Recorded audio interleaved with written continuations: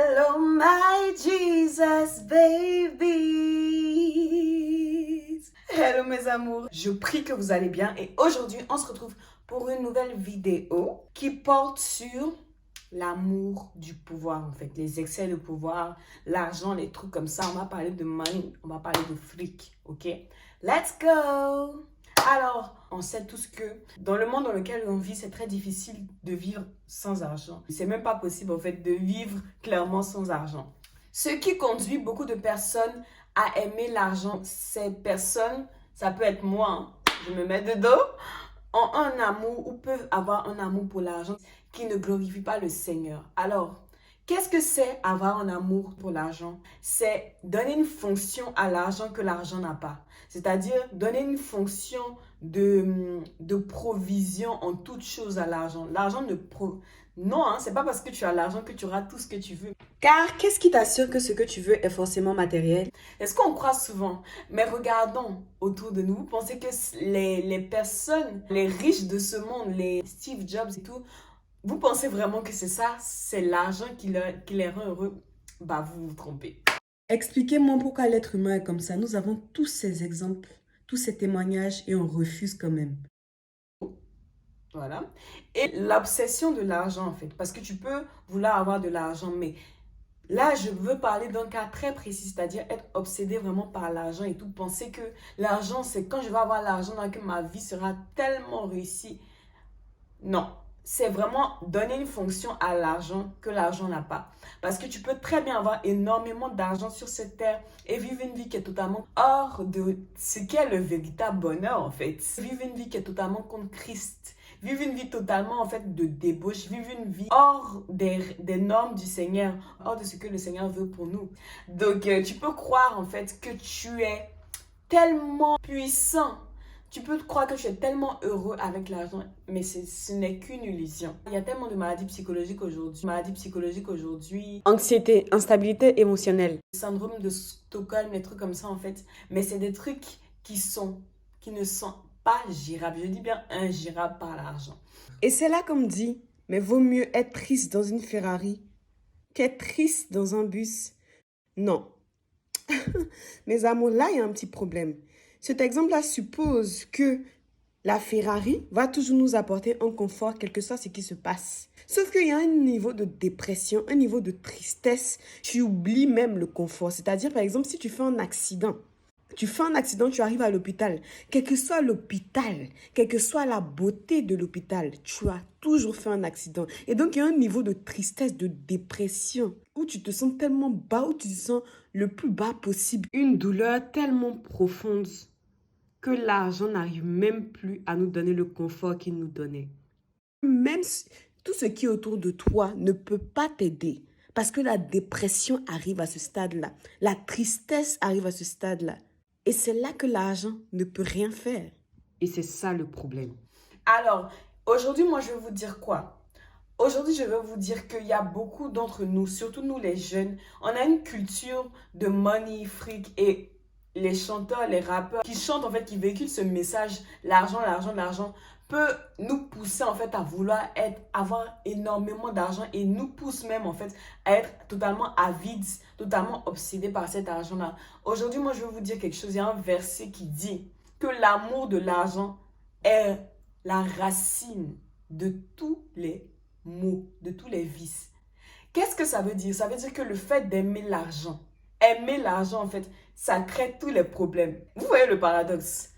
On nous dit dans les chansons, on nous dit dans la vie de tous les jours, l'argent, si tu as beaucoup d'argent, tu seras forcément heureux. Le Seigneur, lui, il dit, l'amour de l'argent est la racine de tous les maux. Il y a quelque chose qui ne matche pas. Il y a quelque chose, c'est une contradiction totale en fait. Et c'est ce qui se passe, réellement. On croit réellement en fait que c'est qu'on va avoir tellement voilà, and all that, que vous allez être heureux, mais en fait non. En fait, non. Je vais vous dire quelque chose. La Finlande est le pays prononcé le pays le plus heureux au monde.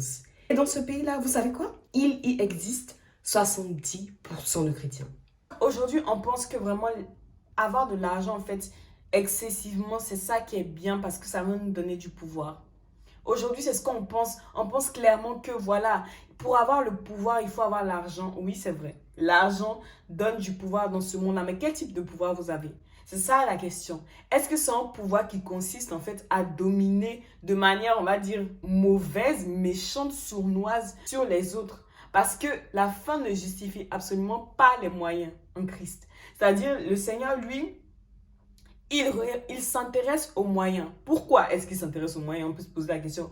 Mais genre, oui et tout, voilà. Même si c'est pas trop bien ce que j'ai fait et tout, quand même, je vais avoir un certain niveau de, voilà, un certain niveau de popularité et tout. Parce que le Seigneur dit, écoutez cette parole-là, c'est trop important. Le Seigneur dit, à quoi sert à un homme de gagner le monde entier s'il venait à perdre son âme? C'est une phrase qui est, vous-même vous comprenez. Il n'y a pas d'autre mot en fait. À quoi ça sert de gagner le monde entier, d'avoir le pouvoir de régner, de dominer partout, si tu perds ton âme, c'est-à-dire si en fait tu es prêt à tout pour avoir de l'argent? Au final, en fait, tu es prêt à tout pour avoir de l'argent, mais non, tu recherches le bonheur, en fait. Tu es en train de chercher le bonheur continuellement dans cet argent. Tu es en train de chercher le bonheur continuellement dans cet excès de pouvoir. Et dans notre génération, c'est trop ce qui se passe, en fait.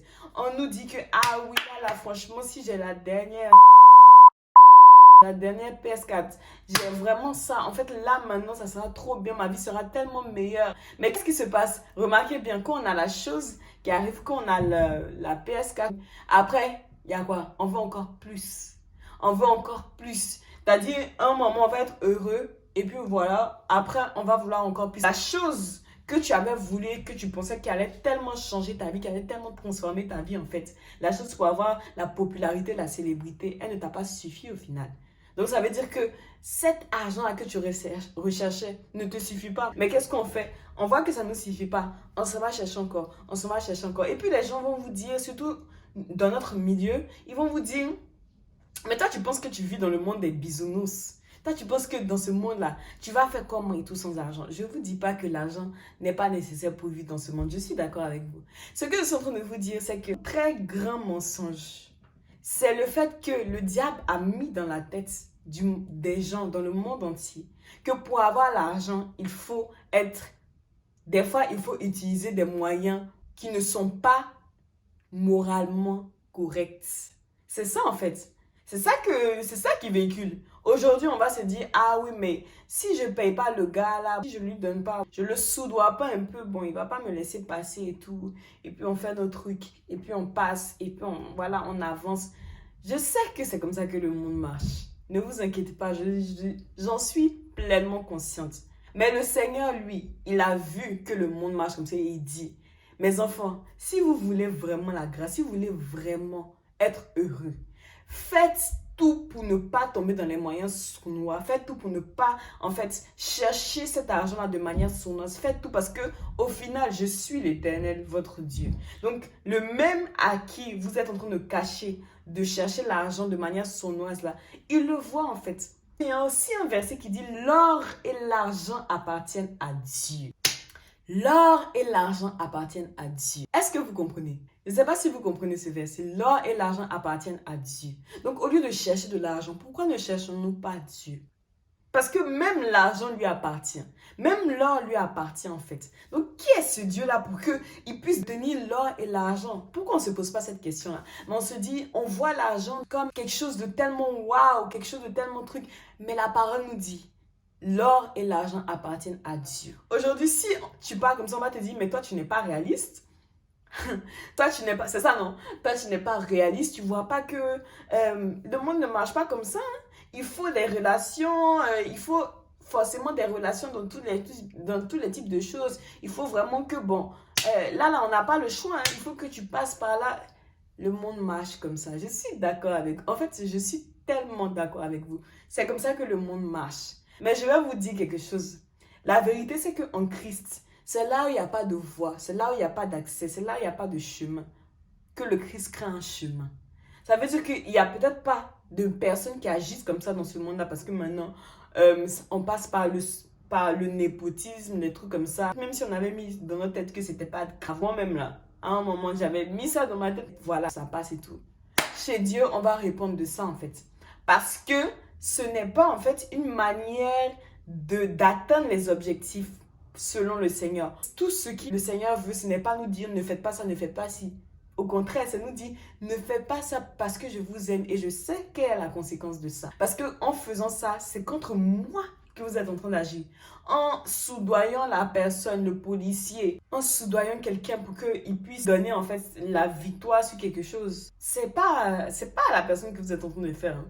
C'est à Dieu parce que lui, c'est lui qui juge chacune des actions des gens. Et c'est vraiment quelque chose que le Seigneur ne supporte pas parce qu'il sait, il connaît les conséquences de ça. Les conséquences de ça, c'est quoi? C'est qu'on devienne obsédé par le fait d'avoir les choses rapidement. C'est surtout ça. On est impatient. On ne veut plus attendre que les choses arrivent. On ne veut plus être dans le processus d'attendre, de patienter pour que le Seigneur vienne nous bénir, en fait, pour qu'on puisse mieux apprécier notre bénédiction. On n'est plus dans ce processus-là. On veut tout maintenant. Moi, je veux ça, moi, je veux ça, moi, je veux ça, moi, je veux ça. Et ça conduit à la destruction parce qu'on le voit bien avec les joueurs de loto. Une fois qu'ils n'ont pas, en fait, plus, ça devient une drogue. C'est une drogue. Donc, vous voyez que tout ce que le Seigneur dit, ce n'est pas parce qu'il veut nous imposer des choses. Parce que le Seigneur, il sait. C'est-à-dire, il a créé chaque fonctionnement en toi. C'est-à-dire, il sait que si tu tournes la tête comme ça, là, il sait comment tu vas te sentir. Il sait quand tu vas tourner ta tête à droite, il sait comment tu vas te sentir. Il sait que si tu suis ce que lui, il dit là, il sait que tu seras le plus heureux possible parce que tu es sa créature, en fait.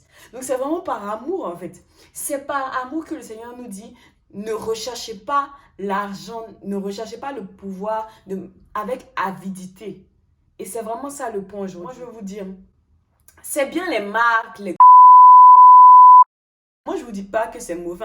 Je dis que c'est l'importance qu'on porte à avoir un qui est mauvaise en fait. C'est ça le truc. Parce que vous pouvez porter une importance basse en fait à ça. Et ça, il n'y a pas de souci. Ça veut dire que justement, vous avez compris que rechercher en fait ces marques-là ce n'est pas ça qui va vous rendre heureux. Mais la plupart du temps, surtout dans notre génération, nous les jeunes là, moi je veux avoir mon... dois avoir mes... Je ne citerai pas de marque aujourd'hui. Et on pense tellement que c'est... En fait, c'est ces choses-là matérielles qui vont nous rendre heureux. Et c'est chaud, qui vont nous rendre complets. Et c'est chaud. Ah oui, mais c'est grave en fait. C'est grave parce que tout le verset du Seigneur nous dit, que vient-il à un homme de gagner le monde entier? S'il venait à perdre son âme, s'il se comportait comme le Seigneur ne veut pas qu'il se comporte, est-ce que cela veut dire? Voilà mes amours, c'est pour vous dire que c'est très très dangereux en fait. La poursuite du pouvoir. Aujourd'hui, on peut le voir avec les guerres. Les gens poursuivent tellement le pouvoir.